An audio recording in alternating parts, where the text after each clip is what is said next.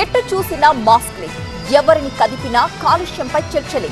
దేశ రాజధాని ఢిల్లీని వాయు కాలుష్యం వణికించేస్తోంది.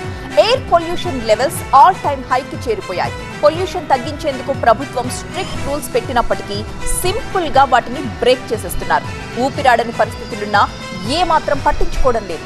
చివరికి గ్రాఫ్ 3ని అమలు చేస్తున్నా కూడా డోంట్ కేర్ అంటున్నారు. వేలల్లో ఫైన్లు కడుతున్నారు, పొల్యూషన్ ని పెంచేస్తున్నారు.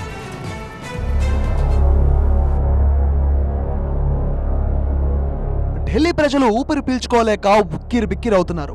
వాయు కాలుష్యం లెవెల్స్ ఆయువు తీసే రేంజ్ కు చేరాయి.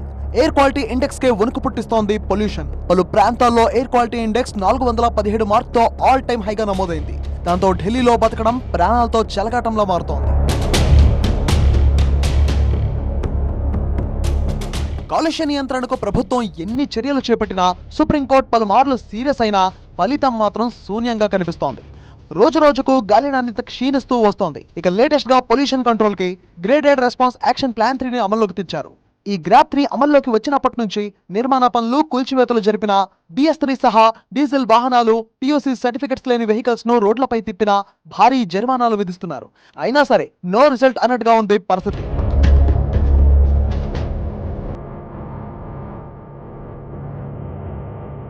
గ్రాప్ 3 అమలు చేస్తున్న మొదటి రోజే 5,85,00,000 రూపాయల జరిమానాల రూపంలో వసూలవడం చర్చనీయాంశమైంది. దాదాపు 4,855 వాహనాలపై జరిమానాలు విధించారు. అలాగే ఒక్కో వాహనానికి 10 నుంచి 20,000 రూపాయల వరకు ఫైన్ విధిస్తున్నాయి. నిషేధం ఉన్న BS3 సహా పెద్ద సంఖ్యలో డీజిల్ వాహనాలను సీజ్ చేశారు. అయినా సరే ఏమాత్రం భయపడట్లేదు, రోడ్డుకెక్కుతున్నారు, కాలుష్యం పెంచుతున్నారు.